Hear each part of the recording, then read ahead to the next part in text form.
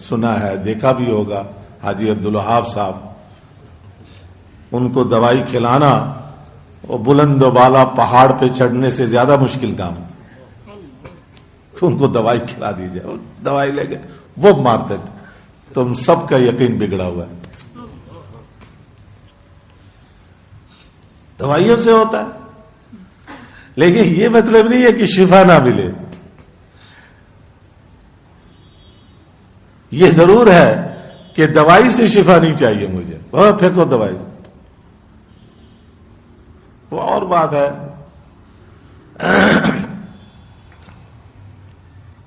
اہل اللہ کی صحبت سے بعض چیزیں اندر گھس جاتی ہیں. جب وہ چیز اندر گھس جاتی ہے تو پھر جتنے مرضی جتن کر لو وہ نہیں ہوتا، کچھ نہیں ہوتا. اندر ان کے یہ بات گھس چکی تھی مولانا الیاس صاحب رحمۃ اللہ علیہ کی صحبت سے، کہ فرماتے تھے کہ مولانا الیاس صاحب رحمۃ اللہ علیہ فرماتے تھے میرا ایمان ہے، میرا ایمان ہے، میرا ایمان ہے، انگریزی دوائی کھانے سے ایمان میں خلل آ جاوے ہے، ایمان میں خلل آ جاوے ہے، ایمان میں خلل آ جاوے ہے. 3 دفعہ فرماتے تھے. کوئی فتویٰ نہیں ہے، مفتی حضرات اب یہ بیٹھے ہوئے، لیکن اس اہل اللہ کا جتنا اللہ سے تعلق ہے اس کے اعتبار سے یہ ان کا تھا معاملہ. وہ حاجی صاحب ان کی صحبت سے ان کے اندر بھی وہ بات رچ بس گئی تھی.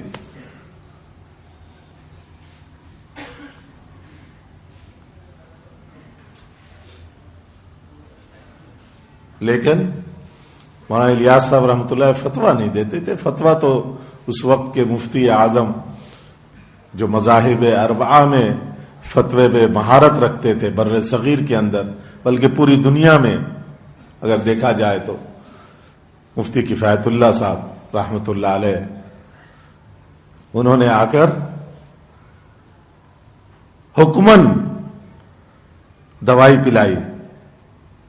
مولانا الیاس صاحب کا مذہب تو وہ تھا اور حاجی صاحب اس مذہب پہ، لیکن مفتی صاحب نے آ کر حکمن دوائی پلائی اور کہا امت کو آپ کی اس وقت ضرورت ہے اور یہ حکم ہے.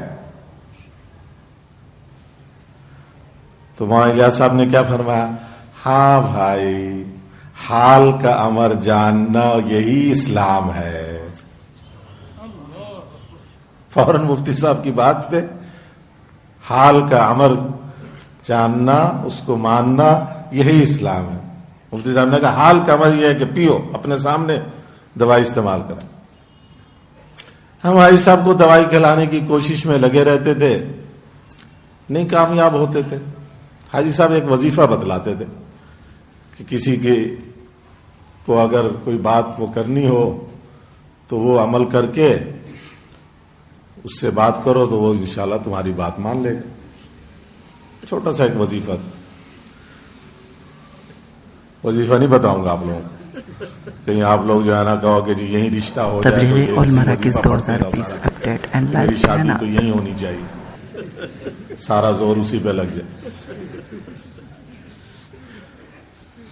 اب حاجی صاحب کے پاس میں نے لڑکوں سے کہا جو میرے ساتھ بچے ہوتے تھے، چلو میں نے کہا بھائی وہ پڑھو اور پڑھ کر جو ہے نا دوائی کوشش کرو کہ گولی کھا لیں. حاجی صاحب چھوٹی سی ایک گولی تھی وہ کھلانی تھی. مغرب کے بعد سے لگے ہوئے ہیں،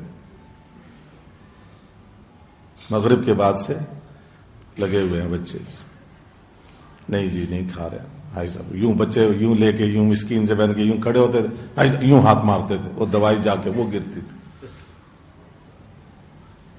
پھر چلے تم کھاؤ تو کھا کہ تو کھا، مجھے کیوں کھلاتے، خود کھاؤ. خود کھایا. حاجی صاحب کی بیماری کی دوائی ہے اور وہ بچہ کیسے کھائے. عشاء ہو گئی، عشاء کے بعد کتاب ہو گئی، رات کے تقریباً 1:30-2 بج گئے. حاجی صاحب اپنا بیٹھے ذکر کر پڑھے جا رہے ہیں. میں نے بچے سے میں نے کیا ہوا، دوائی نہیں کھائی؟ کہتے نہیں جی نہیں کھا رہا.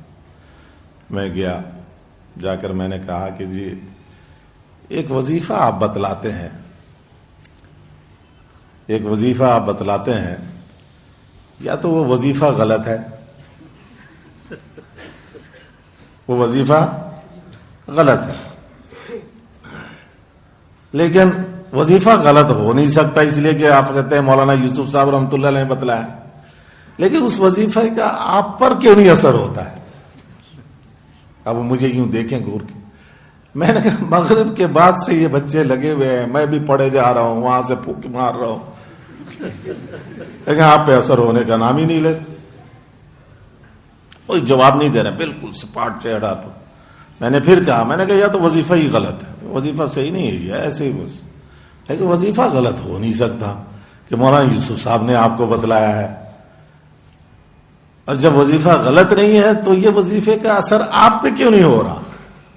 2-3 دفعہ میں نے یہ کہا، پھر لڑ گیا، میں نے کہا پھینک دو اس کو گٹر میں، ہمیں نہیں کھلانی دوائی، جب یہ وظیفہ ہی نہیں اثر کرتا تو پھینکو اس کو، چھوڑو۔ یہ کہہ کے میں ساتھ بھی کمرے سے باہر جگہ تھی، وہاں جا کے بیٹھ گیا۔ میں نے کہا دیکھو اب کیا ہوتا ہے۔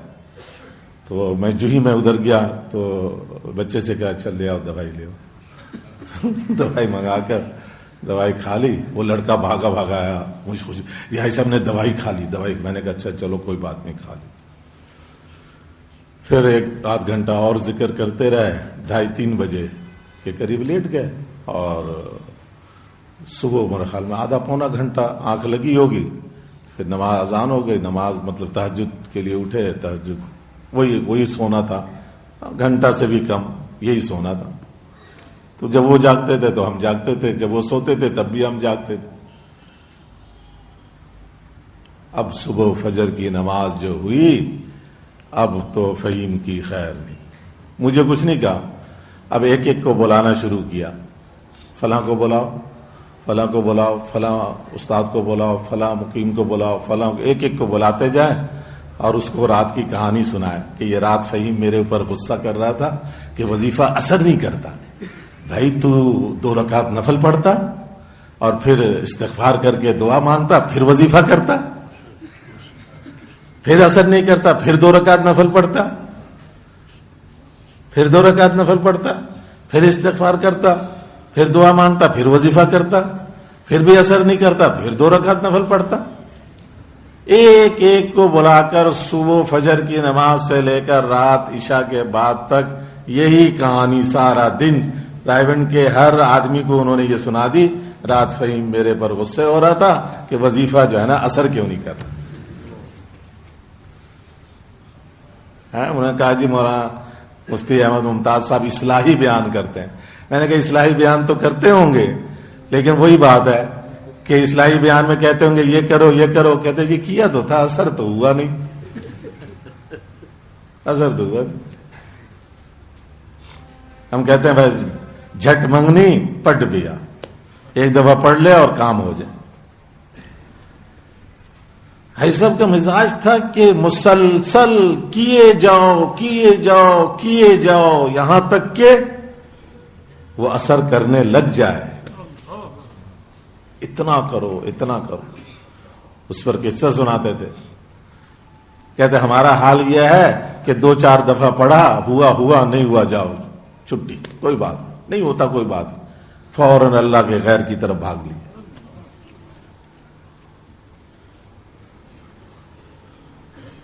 تھانوی رحمۃ اللہ علیہ کا قصہ سنایا کہ تھانہ بھون کے کنویں کا پانی کھارا تھا، کھارا پانی تھا، نمکین شوریلا، وہی پانی پینا پڑتا تھا۔ منرل واٹر کا زمانہ تو تھا نہیں کہ منرل واٹر آ گیا جی بوتل لے آؤ جی بازار سے۔ حضرت تھانوی وہ پانی پیتے تھے اور میٹھے پانی پینے کی دعا پڑھتے تھے، الحمدللہ الذی جعلہ عذبا فراتا برحمتہ، اپنی رحمت سے اللہ نے ٹھنڈا میٹھا پانی پلا دیا، کھارا پانی پی رہے۔ وَلَمْ يَجْعَلُوا مِلْحًا أُجَاجًا بِذُنُوبِنَا، ہمارے گناہوں کی وجہ سے کھارا کڑوا پانی نہیں بنایا، نمکین کڑوا نہیں بنایا۔ نمکین کڑوا پانی پی رہے ہیں اور دعا یہ پڑھ رہے ہیں میٹھے پانی پینے کی، اس نیت سے کہ یہ میٹھا ہو جائے۔ کون پڑھنے والا؟ ہم نہ پدی کے شوروا۔ حضرت تھانوی جیسے پڑھنے والے پڑھے جا رہے ہیں. دن میں پتہ نہیں کتنی دفعہ پانی پیا ہوگا, کتنی دفعہ پڑھا ہوگا.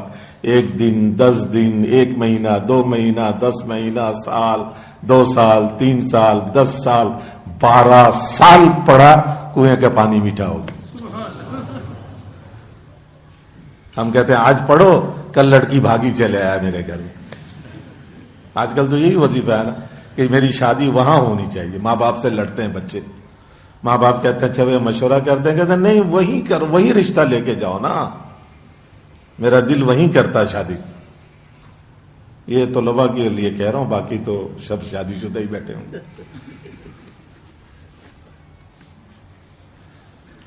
12 سال مسلسل پڑھتے رہے, 12 سال کے بعد کنویں کا پانی میٹھا ہو گیا.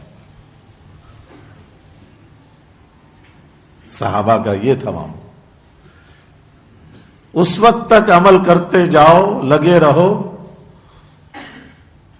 خواجہ مظلوم حضرت تھانوی کے خلیفہ کیا شعر کہتے ہیں, کھولیں یا نہ کھولیں در, تیری ہے کیوں اس پہ نظر, تو بس اپنا کام کر, یعنی کھٹکھٹائے جا. کھٹکھٹائے جا, ہمارا کام تو کھٹکھٹانا ہے. ہمارے مدینہ منورہ کے ذمہ دار تھے مولانا سعید احمد خان صاحب, مولانا الیاس صاحب کے ساتھ کام میں لگنے والے. حاجی صاحب نے کہا, مولوی سعید صاحب تم لوگ جو ہے نا صلاۃ الحاجت پڑھ کے جو چیز مانگتے ہو, اگر وہ چیز مل جائے تو تمہارا دل مطمئن ہو جاتا ہے. صلاۃ الحاجت پڑھ کر مانگی کہ اللہ ایک سواری مل جائے, اور سواری مل گئی, اب مطمئن, واہ میرے صلاۃ الحاجت میں بڑا اثر ہو گیا. اور صلاۃ الحاجت پڑھ کر جو چیز مانگی وہ نہیں ملی تو دل افسردہ ہو جاتا ہے. حالانکہ نفس صلاۃ کی توفیق مل جانا اس چیز کے ملنے سے 1000 گنا زیادہ ہو. کہ صلاۃ کی توفیق تجھے مل گئی. نفس صلاۃ الحاجت پہ ہر وقت ملے گا, یہاں ملے گا, موت کے وقت ملے گا, قبر میں ملے گا, حشر میں ملے گا, پل صراط پہ ملے گا, اور جنت میں جانے کے بعد بھی ہمیشہ ملتا ہی رہے گا اس نفس صلاۃ. میں نے اس حال میں جو اللہ کے امر, اللہ کے نبی کا جو طریقہ تھا, میں نے اس کو کر لیا, میں کامیاب ہو گیا. بس امر الہی کو پورا کر لینا, سنت نبی صلی اللہ علیہ وسلم پر عمل کر لینا, اس کی توفیق مل جانا, یہ میری کامیابی. اگلی چیز مجھے ملے نہ ملے وہ کامیابی کا مدار نہیں ہے. اگر مدار نتیجے پہ ہوتا تو یہ جو طلباء کے علاوہ حضرات ہیں, یہ طلباء سے پوچھ لینا, دورے کے دوسرے طلباء, کیا حدیثوں میں آتا ہے کہ قیامت کے دن کتنے انبیاء ایسے اٹھیں گے کہ جن کے ماننے والا ایک بھی نہیں ہوگا, اور وہ سارے انبیاء کامیاب ہیں. انہوں نے ان کے ذمے جو کام لگا تھا وہ کام انہوں نے کما حقہ کر دیا. بس آگے کسی مانا نتیجہ کچھ ہوا یا نہیں ہوا. نتیجے پہ کامیابی ناکامی نہیں ہے. کامیابی ناکامی کا یہ ہے کہ مجھے جو کام سونپا گیا میں نے وہ کام کیا جیسے کرنا چاہیے تھا یا نہیں کیا. اس کرنے پہ اگلے نے مانا نہیں مانا یہ میرے ذمہ نہیں ہے.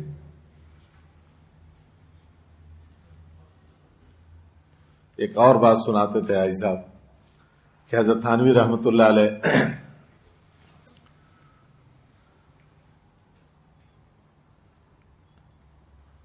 چاہتے تھے کہ تھانہ بھون میں جو ان کا علاقہ تھا وہاں اسٹیشن بن جائے, ریلوے اسٹیشن ہو جائے. ریلوے اسٹیشن تھا 1 میل کے فاصلے پہ تھا, جلال آباد. تو ٹانگے پہ وہاں جانا پڑتا تھا دور, وہاں سے ریل پہ بیٹھنا پڑتا تھا. اب چاہتے تھے کہ ہمارے یہاں بھی بن جائے. اب 1 میل کا فاصلے میں 2 ریلوے اسٹیشن, یہ ریلوے کے قانون کے خلاف, کسی یوز میں نہیں تھا. 5-6 میل, 8 میل, 10 میل اتنے فاصلے پہ تو ہوتا, لیکن 1 میل اسٹیشن اور پھر 1 میل بعد اسٹیشن.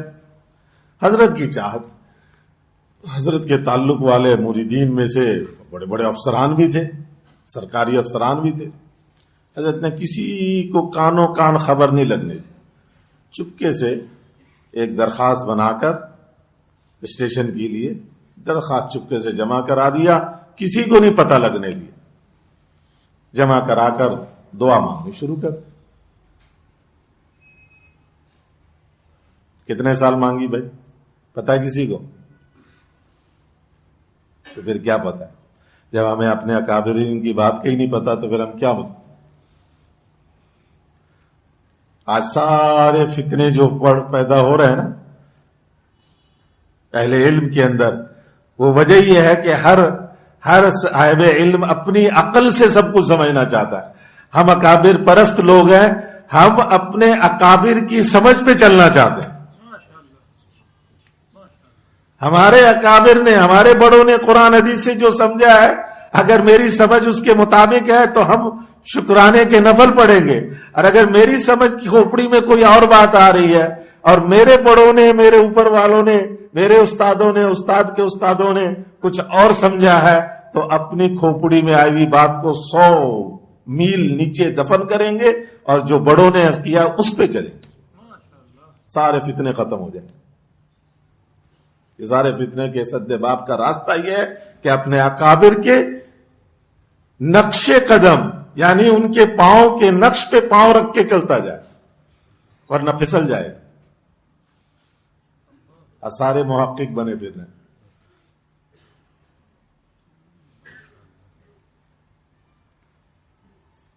تو کتنے سال دعا مانگی ہوگی؟ میٹھے پانی کے لیے تو 12 سال میں کام ہو گیا تھا، اسٹیشن کے لیے کتنے سال میں؟ مجھے ہی بتانا پڑے گا. 18 سال دعا مانگی. 18 سال کے بعد حکم آ گیا کہ یہاں بھی اسٹیشن بنا دو. 1 میل کے فاصلے پہ 2 اسٹیشن بن گئے. باقی بات یہ ہے، ہم ہیں بڑے کمزور. اللہ پاک ہمیں 18 سال انتظار نہیں کرواتے، اس سے پہلے ہی ہمارا کام بنا دیتے ہیں. انہیں پتا ہے اگر نہیں دیں گے تو یہ بھاگ جائے گا. اللہ کو پتا ہے ہمارا کہ وہ کہتے جلدی دے دو، یہ کہیں اور ہی بھاگا جائے گا. اس لیے اللہ پاک جلدی کر دیتے ہیں ہمارے کام، لیکن تھوڑا سا، اتنی بھی جلدی نہیں، تھوڑا سا وہ دیتے ہیں.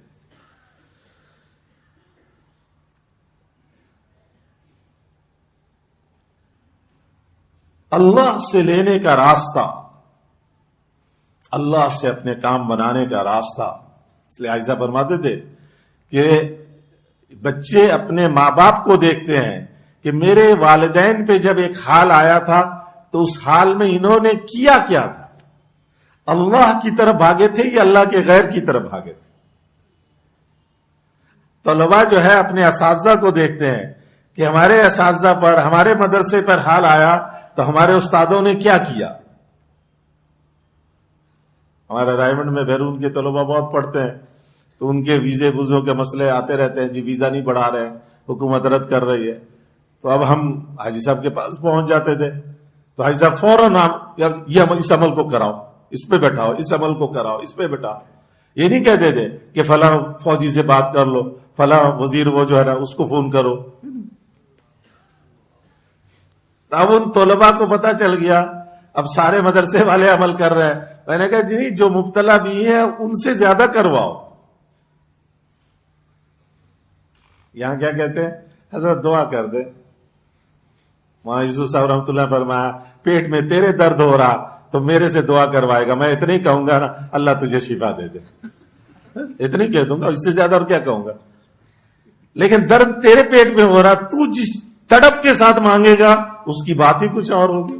جو تکلیف تجھے ہے، جس کو تکلیف ہے اس کو ہم دعا والا بنانا چاہ رہے ہیں، اور تو حضرت سے کہتا ہے حضرت دعا کر دو. بس انہوں نے کہا دعاؤں کی پرچیوں کی اتنی بھرمار جمع ہو جاتی ہے ہمارے پاس، اور پھر کہتے ہیں حضرت خصوصی دعا کیجیے گا. انہوں نے کہا خصوصی وقت کے لیے تو ہی رہ گیا، خصوصی دعا کے لیے.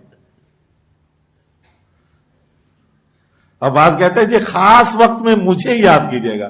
ارے بھائی اس خاص وقت میں اللہ کو یاد نہ کروں، تجھے یاد کروں کہ خاص وقت میں رہ گیا، مجھے یاد کیجیے. فرماتے تھے صاحب دعا بنو، خود صاحب دعا بنو. منع نہیں ہے بزرگوں سے دعا کی درخواست کر دینا، یہ منع نہیں ہے، لیکن اصرار کر دینا، پریشان کرنا. جو مبتلا بھی ہی ہے.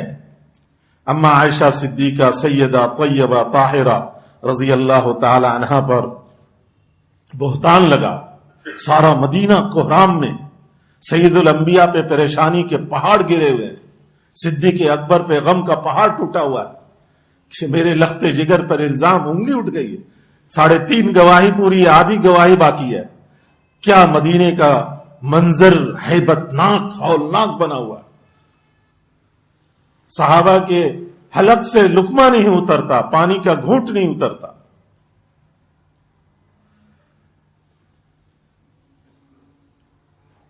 مسئلہ حل نہیں ہو رہا. ساری سیرت کی کتابوں میں ہے کہ سارے مدینے میں کوہرام مچا ہوا ہے اور مبتلا بہا اس کو پتہ ہی نہیں. اما عائشہ کو پتہ ہی نہیں.